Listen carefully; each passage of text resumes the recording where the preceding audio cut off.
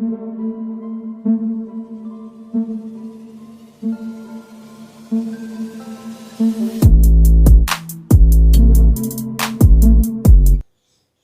दोस्तों, scary story official में आप सबका स्वागत है। आज की कहानी की तरफ बढ़ने से पहले चैनल को सब्सक्राइब कर लीजिए और अगर कहानी अच्छी लगती है तो प्लीज़ लाइक एंड कमेंट करना मत भूलिएगा। दोस्तों, आप सबके सपोर्ट की बहुत ज़्यादा ज़रूरत है, तो प्लीज़ सपोर्ट करिए और हमारे साथ बने रहिए। कहानियाँ और भी अच्छी अच्छी आने वाली हैं, तो आप चैनल को सब्सक्राइब कर लेंगे तो आपके पास नोटिफिकेशन पहुँच जाएगा। बेल आइकॉन दबा लेना। तो देर नहीं करेंगे, अब कहानी की तरफ बढ़ेंगे। कहानी है अरुण और प्रिया की। ये दोनों आगरा में रहते हैं और दोनों जॉब करते हैं। बहुत ही अच्छे से ये लोग रहते हैं। इनके मम्मी पापा गांव में रहते हैं और इन दोनों की जॉब यहीं पर है, बैंक में है। तो मतलब कोई प्रॉब्लम नहीं है, बहुत अच्छे से। अभी 1 साल ही हुए थे शादी के। तो प्रिया कहती है, अरुण ऐसा है कि इस बार अगर छुट्टियां मिलती हैं तो हम लोग राजस्थान घूमने चलेंगे, क्योंकि बहुत पहले से लोगों ने प्लान कर रखा था कि कहीं बाहर घूमने जाएंगे, पर प्रिया का मन था कि हम राजस्थान जाएंगे। बचपन से उसने फ़ोटोग्राफ्स और ये सारी चीज़ें देखी थी, तो उसका मन था कि हम राजस्थान जाएं। तो फाइनली वो दिन आता है। अरुण प्रिया से बताता है कि मैं 5 दिन की छुट्टी के लिए अप्लाई कर चुका हूँ और तुम भी कर दो तो हम दोनों 5 दिन के ट्रिप पर चलेंगे। प्रिया बहुत खुश हो जाती है और अप्लाई करती है। उसकी भी छुट्टी मंजूर हो जाती है। अब दोनों लोग पैकिंग करते हैं और ट्रेन से निकल जाते हैं। ट्रेन से ये लोग राजस्थान पहुँच जाते हैं और उसके बाद वहाँ पर होटल ढूंढना शुरू करते हैं, क्योंकि जल्दबाजी की वजह से होटल बुक नहीं कर पाए थे।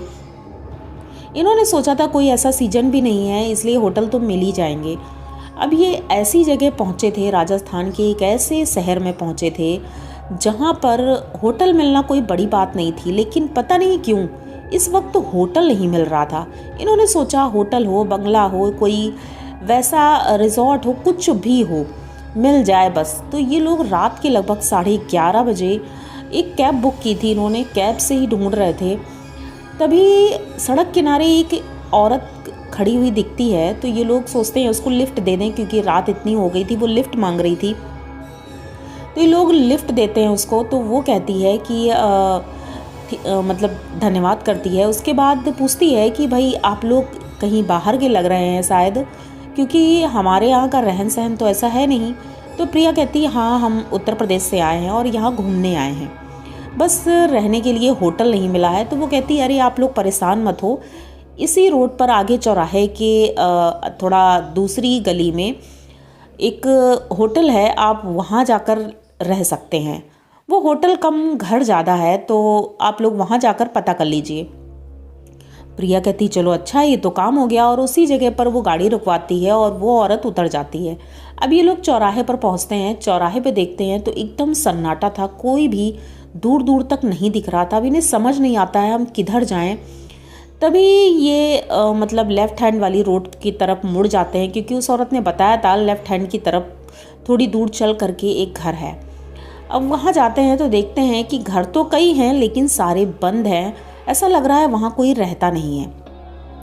थोड़ा आगे बढ़ते हैं तो एक घर दिखाई पड़ता है, जो ज़्यादा बड़ा तो नहीं लेकिन ठीक ठाक दिख रहा था। तो वहाँ जैसे ही गाड़ी रुकती है तो अंदर से एक आदमी निकल कर आता है और उससे अरुण बात करते हैं और कहते हैं कि मेरे 2-3 दिन के लिए घर चाहिए, क्योंकि मतलब हम किसी और जगह भी रह सकते हैं लेकिन अभी कोई होटल नहीं मिल रहा है। तो वो कहता है ठीक है, अच्छा आप लोग आ जाओ। अब ये बड़े खुश होते हैं, चलो अच्छा है, फाइनली इतनी रात हो गई है, 12 बज चुका था और सोचा कि चलो रहने के लिए छत मिल गई है। अंदर जाते हैं तो वो बूढ़ा आदमी उनको घर दिखाता है और कहता है मैं केयर टेकर हूँ और मैं इसी से थोड़ी दूरी पर मेरा घर है, मैं वहाँ रहता हूँ, आप लोग यहाँ पर आराम से रह सकते हैं, कोई प्रॉब्लम हो तो मुझे फ़ोन कर दीजिएगा। वो नंबर देता है। अब ये लोग अंदर जाते हैं, वो बता देता है सारी सुविधाएं हैं, सब कुछ है, बस रात को आप गेट बंद कर लीजिएगा और आराम से पूरे घर में रहिए।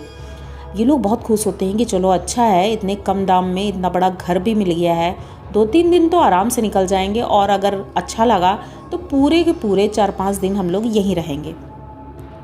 अब वो केयर टेकर चला जाता है और ये लोग अंदर जाते हैं। प्रिया फ्रेश होने के लिए जाती है और फ्रेश होकर आती है और खुश थी। बेड भी मतलब पूरा घर एकदम क्लीन था तो ये लोग अपने साथ जो खाना लेकर आए थे, इन्होंने सोचा कि एक होटल से ही ले लिया था, इन्होंने सोचा चलो अब खाना वाना खा लेते हैं। खाना खाने बैठते ही हैं कि अचानक से इन्हें महसूस होता है कि बगल वाले कमरे का टीवी ऑन है। तो अरुण से वो कहती है देखो केयर टेकर शायद टीवी खुली छोड़ गया है और आप टीवी बंद करके आओ। ये जब जाता है तो देखता है टीवी तो ऑफ है।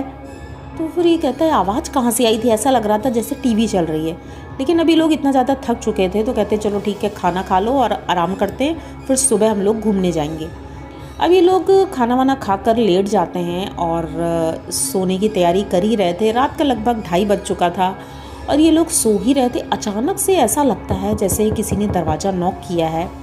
तो अरुण उठता है और डोर में जो होल होता है उस होल से देखने की कोशिश करते हैं तो बाहर कोई भी नहीं दिख रहा था। एक तो अनजान शहर और अनजान घर, इस घर में कौन आता है कौन जाता है ये तो पता नहीं, इसलिए दरवाज़ा भी नहीं खोल सकते हैं। तो अरुण ने दरवाज़ा नहीं खोला, लेकिन इन्होंने एक गलती कर दी थी, ऊपर छत का दरवाज़ा खुला छोड़ दिया था और उस छत वाले दरवाजे से एक चोर आता है। वो चोर आता है इनके घर में और इन दोनों को किडनैप कर लेता है और कहता है कि तुम्हारे पास जो कुछ भी है निकाल दो।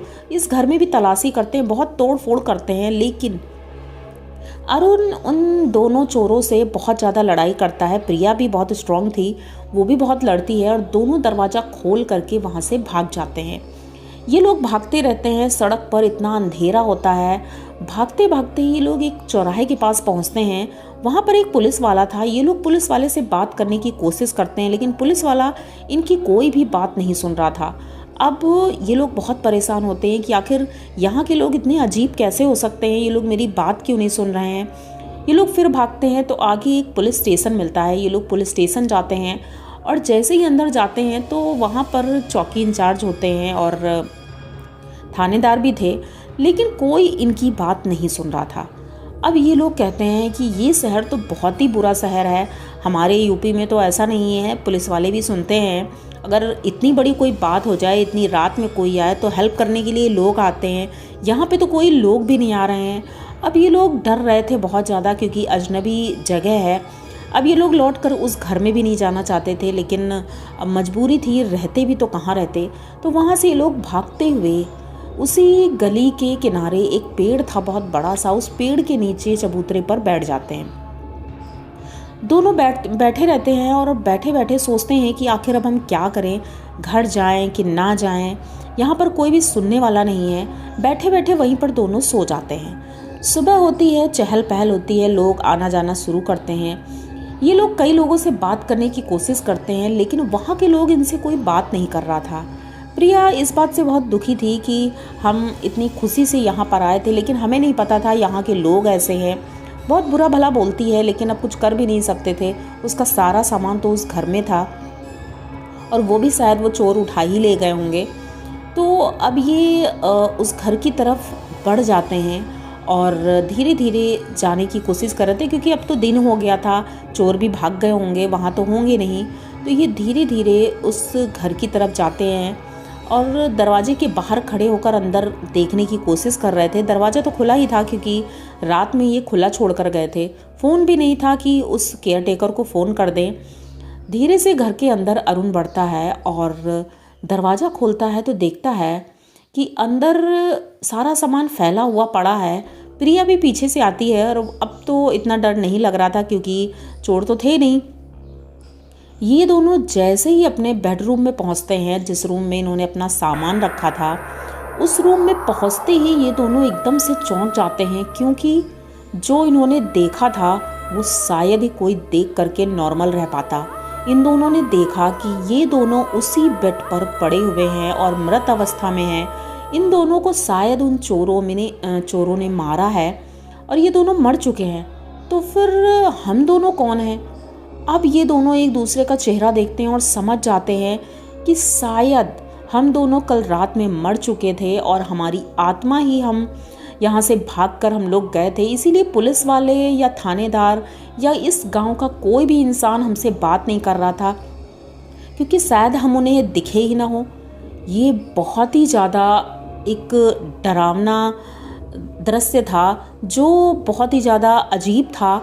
ये लोग कुछ समझ नहीं पा रहे थे तभी केयर टेकर आता है और वो देख करके चौंक जाता है। वो तुरंत पुलिस स्टेशन फ़ोन करता है, पुलिस आती है और इनके बैग से कुछ एड्रेस वगैरह मिलता है, तो इनके घर वालों को फ़ोन किया जाता है।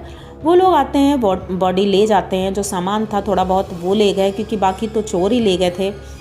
अब किसी को कुछ समझ में नहीं आ रहा था। ये दोनों वहीं पर खड़े खड़े देखते रह जाते हैं कि आखिर क्या हो रहा है। उनके मम्मी पापा आते हैं, सब लोग थे वहाँ पर, लेकिन ये किसी से बात नहीं कर पा रहे थे।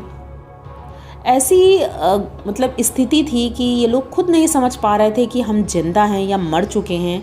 लेकिन ये रियल में कोई सोच ले तो उन्हें समझ में नहीं आएगा ये क्या हो रहा है।